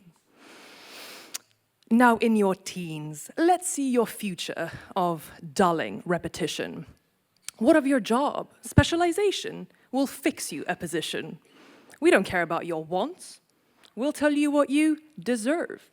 50 years of 9 to 5 to extinguish any verve. Let's put you down, like all the rest, as cog in the machine. It will destroy your sanity, but it will buoy our great regime. Forget about humanity. It's productivity that counts. Let's bleed you till you're dry and wring you out in rounds. Here, have some repetition. That seems to pacify. Go to work, watch television. That will stop you crying out until the chaos inside us turns into silence. Binge on this box set of passive reliance. Gorge yourself on entertainment. It will never, ever nourish, but you'll keep coming for more. This we do encourage. Go ahead and kneel before our hand-picked hollow idols, our little shiny megaphones. They're all part of our recital. They don't have autonomy. They signed it all away in exchange for glossy trinkets and applause of yesterday. Even if they start to speak, you won't care what they've to say. They're already undermined by the soul they sold away. You look confused. Is something wrong? Oh, wait. It doesn't matter. As if you think you have a choice to leave these kinds of patterns. Are you a prisoner if there is nowhere for you to escape to? Just what I thought. Relax. your home, the currents all around you. You're in a world of all at oneness. There are screens in every room, screaming, beaming, waking nightmares into us right from the womb. Time's not real, and space has vanished. Just keep above the rising tide. Keep up, just keep on running, side by side with this landslide. Welcome, welcome to the current. You're not asked if you can swim. You've no choice but to tread water once your parents push you in. You can't seize the information, you can't hold a drop of rain. Just try your best to recognize which streams are flowing now, which way. Don't bother with classification. The world's an active interplay. We want immediate experience to shock and awe and overlay. We no longer accept action, only horror and reaction. We no longer accept stories, just sequels, prequels, remakes, gory. Our media, our feeder has altered our environment. Tablets glow, illuminates, seldom with enlightenment. Now you see the internet projects others' images on you. You have now become the screen. Distortion of the true. Bow one, bow all to these contortions. Trim your life to fit a frame. Participate, like and comment, play loyal to our game. Thoughts not need deliberation, but they're not inconsequential. Share, keep sharing, just lean in. Don't be slow or confidential. No time to analyze with care and weigh deliberation. Headlines get awarded to those causing agitation. Eyeballs, clicks, and mentions feed our validation. In our instant world, the prized currency's attention. We don't care about the truth. We'll give you a slim semblance, just an all-caps caption with no detail that's barely a sentence. This way you can appear omniscient without knowing what's happening around you, just tips of icebergs showing. So welcome to the current, the surging arrow of anxiety, the river streaming fast and faster, calling you to piety. Embrace the current, the rushing, swelling tide. Keep swimming fast and faster till the life in you subsides.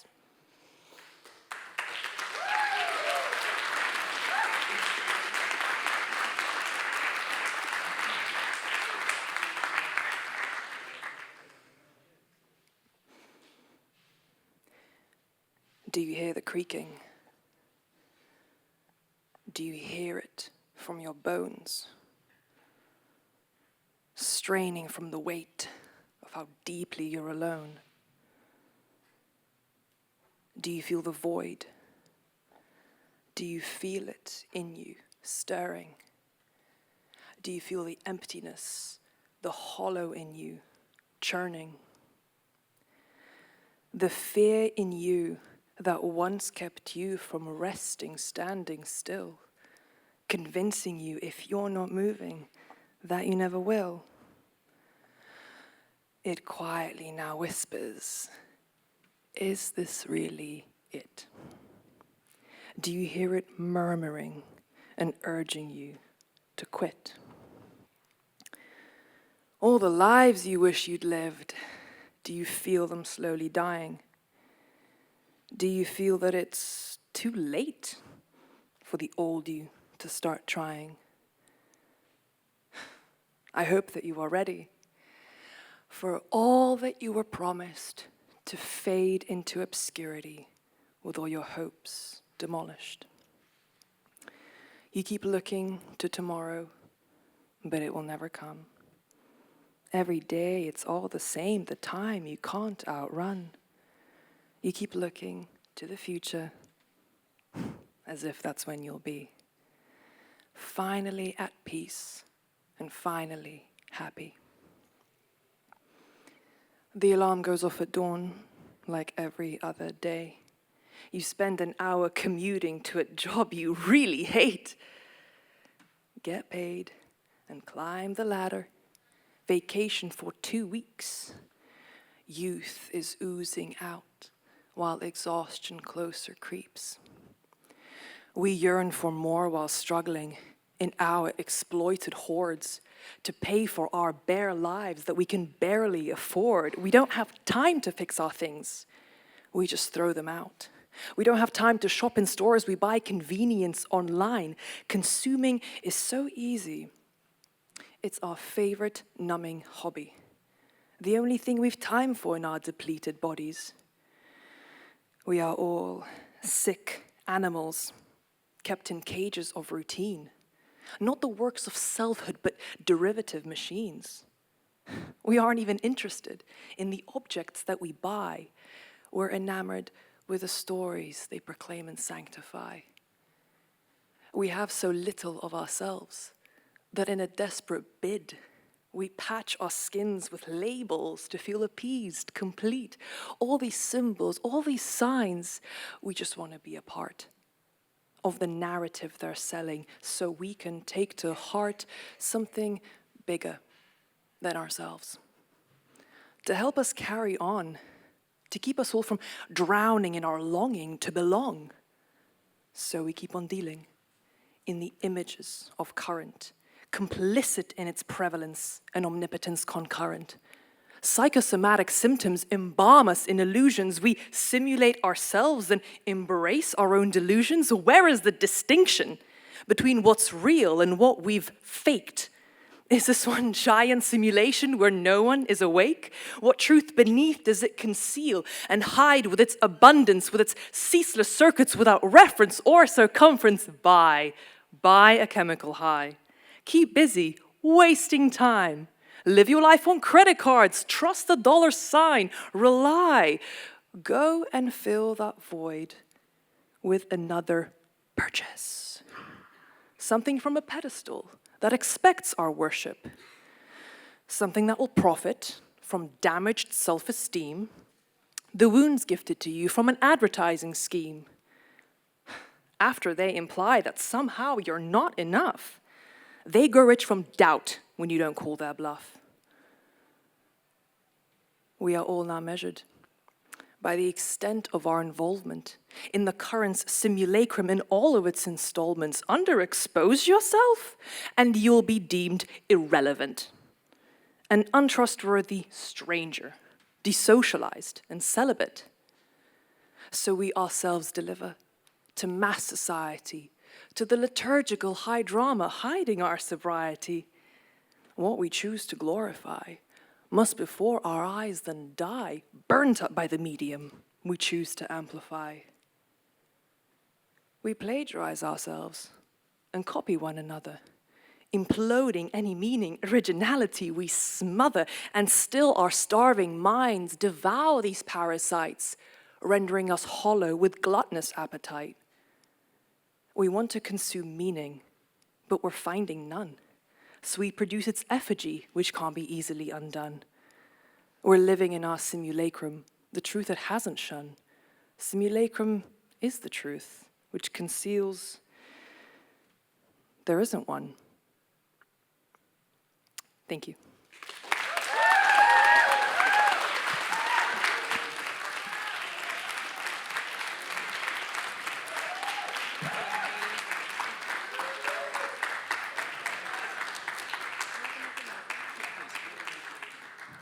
Thank you so much, Arch. Wow, give it up again.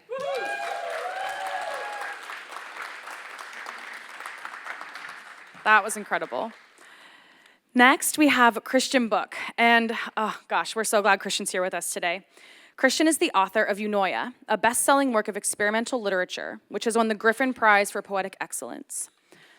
And after 25 years of effort, Book has completed the XENOTEXT, a project that requires him to encipher a poem into the genome of a bacterium capable of surviving in any inhospitable environment, aka when the sun explodes. Christian has exhibited with theVERSEverse as well on numerous occasions in cities across the US and EU. Today, he'll be performing 50 Days at ILIAM, a generative collaboration with generative artist Sarah Ridgely, which served as GenText issue number 4. And he might also give us a taste of the XENOTEXT as well as a little something else. Give it up for Christian Book.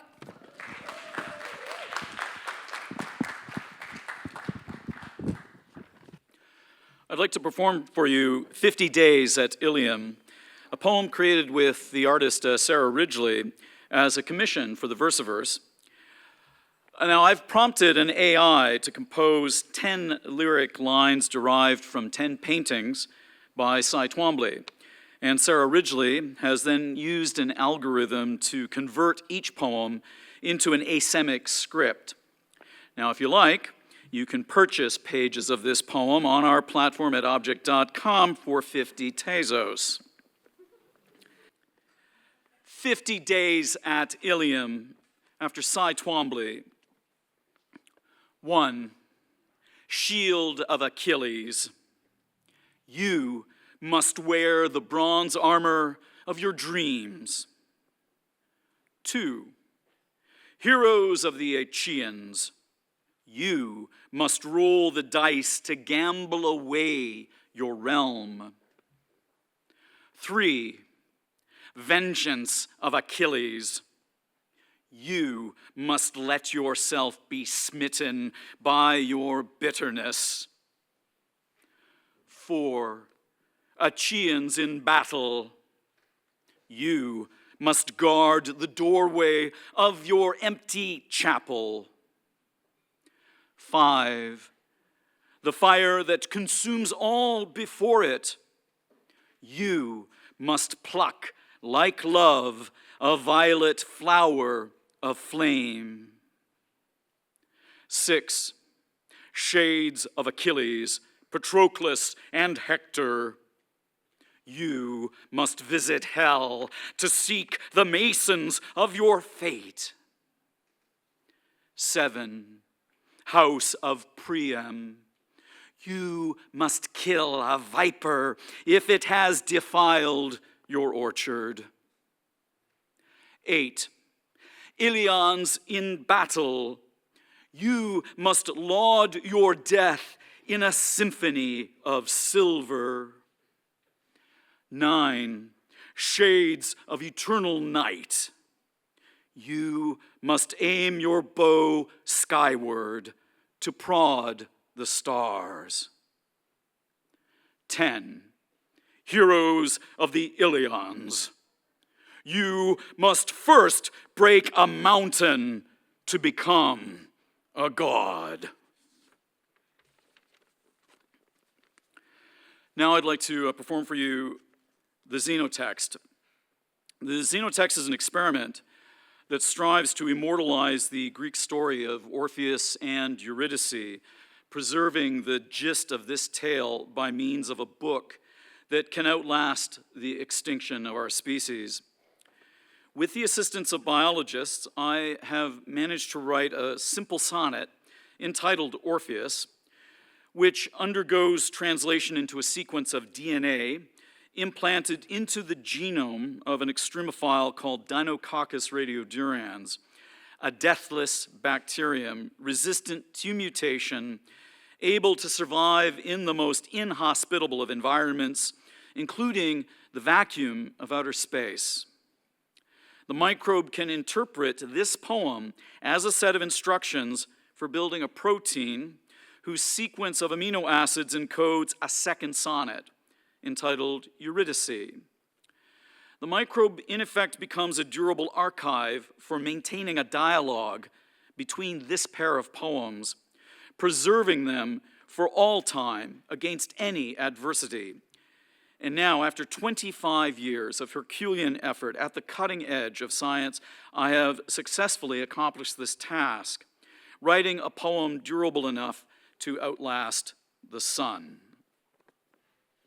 The XENOTEXT. 1, Orpheus. Any style of life is prim. Oh, stay, my lyre, with wily ploys moan the riff of any tune aloud, moan now my fate. In fate we rely. My myth now is the word of life. 2, Eurydice.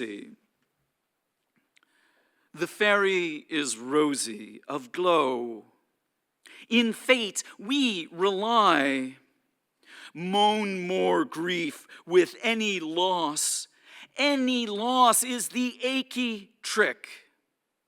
With him we stay. Oh, stay, my lyre. We wean him of any milk. Any milk is rosy. Now, finally, I'd like to perform for you work from that same project, the XENOTEXT, a work entitled, My Works, Ye Mighty. Now, this poem constitutes a rejoinder to the famous sonnet Ozymandias by Percy Bysshe Shelley, who depicts the ruined statue of Ramesses II undercutting the hubris of its pharaonic vainglory. Shelley mocks the presumption of immortality in the inscription on this monument, "Look upon my works, ye mighty, and despair." Now, he mocks this sentiment even though historians in the era of Shelley credit Ramesses II with the invention of libraries, whose caches furnish all civilizations with a means to outlast their own demise. So I'm just going to read to you an excerpt from this epic poem, a poem directed at my many naysayers. So I hope that you like it. My works, ye mighty. Let rivals frown and sneer if, like a king, I stamp my passions on all lifeless things. My final words outlasting all these foes for whom my epitaph has bred despair. This anthem seeded in each algal bloom sown long ago to yield a plinth of reefs, or sealed within a patch of shale to save from loss the fossils of each coelacanth, or traced upon a mudflat like the tracks of ichthyoids that scuffled from the surf. Each phrase a symbol pressed into a fern, safe kept within the coal beds of a marsh, or dipped in amber like each damselfly whose twitches ended in a dab of pitch, or etched into the claystone from a creek where phytosaurs inhaling lava thrashed. I reigned among the graves of Pithecines, whose femurs broken lay upon the veldt, my God unmet, yet scrimshawed in a tusk, to poach the gravid magic from a witch. Each totem chafed into the Gabbro bluffs by bushmen born to hunt the thylacines. Each ochre stain begored, evoking droves of boars on frescoes in these humid caves, or styled in russet glyphs upon the frieze of cliffs along the miles of jungle growth, or daubed with fat and ash upon the walls of grottos where, torch lit, the horses leapt. These words, a dirge among the megaliths, all lifted like my crown to ring the heath. My masterwork encrypted in these nicks and kerfs, incut on bricks from ziggurats. I signed cartouches framed upon facades of plaster work ensconced in mastabas, then carved a sign upon the tortoise shell, which pyromancers flung into the flames, the slabs of mud unbaked until the mobs that sacked my palace set the tiles ablaze, the scrolls of vellum buried like a hoard of shekels stockpiled near a lake of brine, the condor and the jackal both displayed among the laneways raked into the plain. My battlements that spanned a hinterland to keep at bay the warlords of the steppe. My papal hymns, like psalms of seraphim, who kissed the vaulted ceiling in a shrine. The secret things unspoken by the bride, whose grin implied the ruses of a sphinx. I ruled astride two trunkless legs of stone, half sunk, obtrusive in vast seas of sand, my shattered visage like a mask that 4 colossi wore while staring from the bluff. My relics left untouched inside the crypt beneath the subfloors of a humble school were packed like keepsakes in my cylinder interred below the fairgrounds of a park, or crated like ceramic shields all stacked and shelved inside the salt cave of a mine. The organ pipes at mass, intoning drones with treadles stuck for decades at a time, each tune in sync with cupra nickel gears that clocked the kilo years inside my vault. The massive carving on the mountainside. Out for a walk, my darling. Be back soon. Thank you, one and all. Cheers. Way to go, Christian. Give it up again for Christian Book.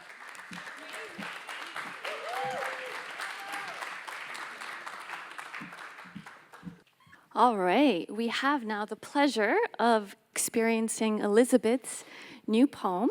I'm going to introduce Elisabeth a little bit, even though she's already been here with us all night. I think she requires a little bit of context because her work is quite incredible, exploring patterns of randomness as a poet.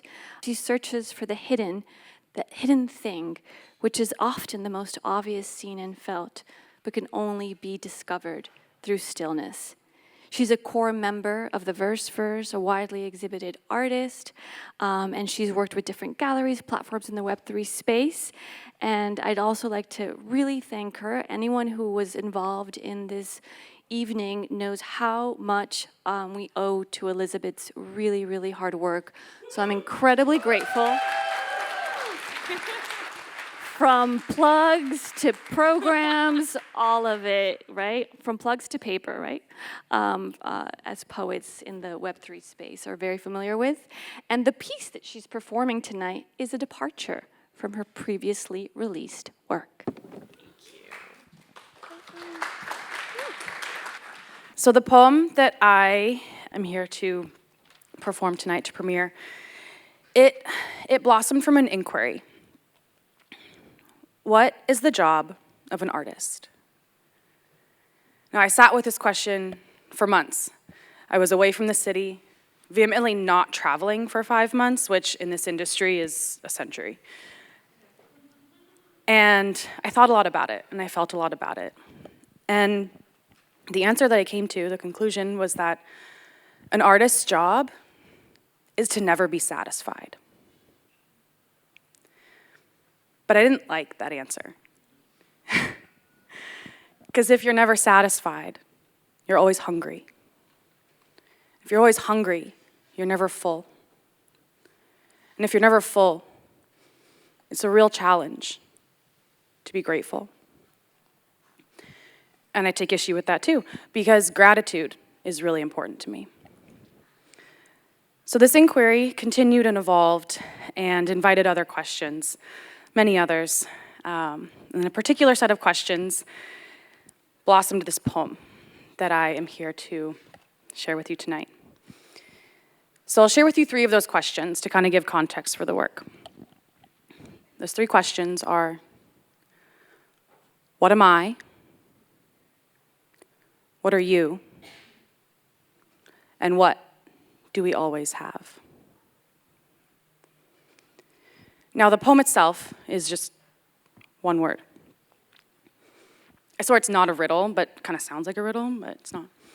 I'll repeat the questions just one more time. What am I? What are you? And what do we always have? Enough. And so what I've done here is I've written the word enough 108 times, each time on a blank digital canvas. And at the end of the ritual, I made visible all the layers in their place. And this is what emerged. Now, in the poem, yes, it's one word, 108 times, and one verse is 9 repetitions of the word enough. And there are 12 verses total. Tonight, I'm going to perform one verse here with you all. And if you feel compelled to hum along, to sing along, because I will be doing this with my shruti box, which is an Indian drone instrument, please join in. You know the words.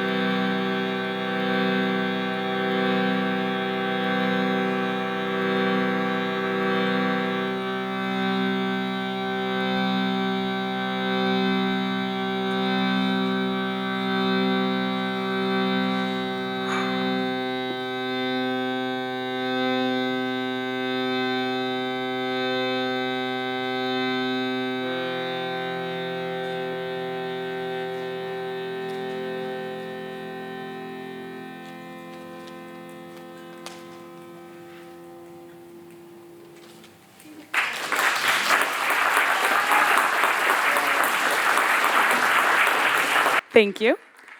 Thank you all so much. So on the talk of markets and all of that, I'm releasing this tomorrow. And this is not shilling. This is just letting you know that this is what this is what I will mint tomorrow in 108 editions and sell on the Tezos blockchain. Yes, good question. So 108 is a spiritually resonant number. It's present in a lot of different religions and esoteric spiritual practices. One of the symbols that I really like of it is that it's 1, 0, which is nothingness, and then 8, which is infinity. Also, I got a pair of mala beads and just got really into them. But there's a big rabbit hole on the number 108. And then 9 also is a number of transformation. And so the number 9 is also relevant to this year. It's 2025. 2 plus 2 plus 5 equals 9 for the poets out there. Thank you for the question. And thank you all for listening. That was the first time I've ever done that. So thank you.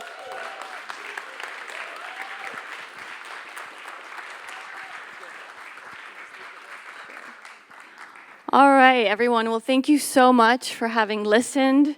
to an entire evening of panels and talks of poetry. I think you've seen the great variety of works that the VERSEverse puts forward in just the performance aspect, right?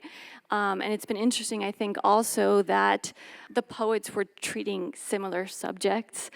In the words of Bob Dylan, I have a new one, I hope you like it, and it's on the same vein. So to wrap it up, to myself on my 40th. No, you're not a monster, nor will you become one, though it's excellent that you ask. Laziness makes one succumb to themselves where there's no candying truth. How to direct the track while accepting its course. The instructions so far haven't been clear. This is as corpulent as your awfulness grows. You dream in gold, but don't always have the pulse for it. You wish to be left alone, yet tended from afar.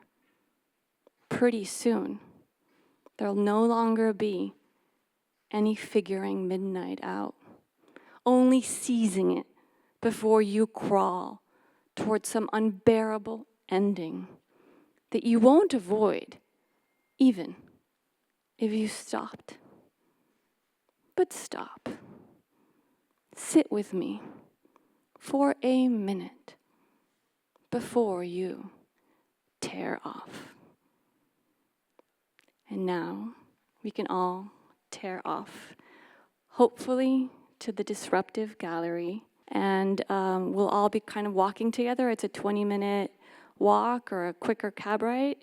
And thank you again, all of you, for your time and your attention, to Elisabeth, to Sasha, Callan, Giselle, all the poets that have been part of the VERSEverse. This is a really special moment. Thank you to Sue and Leila, the Collectors Club, Ladbroke Hall, Arch, Christian, all our panelists, Tezos. Thank you, Tezos, for every inch of support that you've given us. And Muse Frames, thank you all so much as well. And Digital Art Week. We're in the context of Digital Art Week, so that's been also really great in spreading the word about this event. And I hope I didn't forget anyone, but really mostly importantly, all of you. Thank you for being here. Have a wonderful evening.